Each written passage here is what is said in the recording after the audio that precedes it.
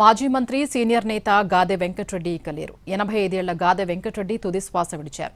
వయోభారంతో కొంతకాలంగా అనారోగ్యంతో బాధపడుతున్న ఆయన హైదరాబాద్లోని తన నివాసంలో తుది శ్వాస విడిచారు.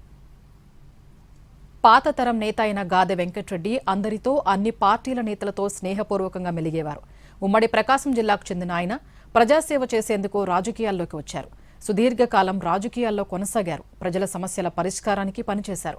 5 సార్లు శాసనసభకు ఎన్నికయ్యారు. సుదీర్ఘ రాజకీయ ప్రస్థానంలో ఆయన కాంగ్రెస్ పార్టీ తరపున పర్చూరు, బాపట్ల నుంచి మొత్తం 5 సార్లు ఎమ్మెల్యేగా గెలుపొందారు.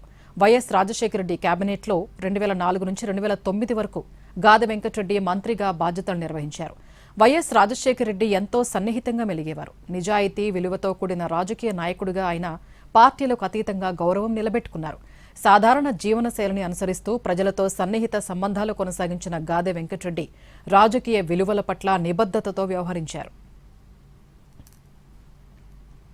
ప్రకాశం జిల్లా ఇంకొల్లు మండలం పావులూరు గ్రామంలో గాదె వెంకటరెడ్డి 1940 జూలై 10న జన్మించారు. ఎల్ఎల్బీ పూర్తి చేశాక కాంగ్రెస్ పార్టీలో చేరారు. 1967లో జరిగిన అసెంబ్లీ ఎన్నికల్లో పర్చూరు నియోజకవర్గం నుంచి పోటీ చేసి గెలుపొందారు. తొలిసారి అసెంబ్లీలో అడుగుపెట్టారు. ఆ తర్వాత 1972లో కాంగ్రెస్ అభ్యర్థిగా, 1978లో జనతా పార్టీ అభ్యర్థిగా పోటీ చేసి 2 సార్లు మద్దుకూరి నారాయణరావు చేతిలో ఓడిపోయారు. 1983, 1985, 1989 ఎన్నికల్లో వరుసగా ఓటమి చవిచూశారు. తిరిగి 1991 ఉప ఎన్నిక, 1994 సార్వత్రిక ఎన్నికల్లో పర్చూరు ఎమ్మెల్యేగా విజయం సాధించారు. నేదురుమల్లి జనార్దన్ రెడ్డి, కోట్ల విజయభాస్కర్ రెడ్డి మంత్రివర్గంలో మంత్రిగా పనిచేశారు.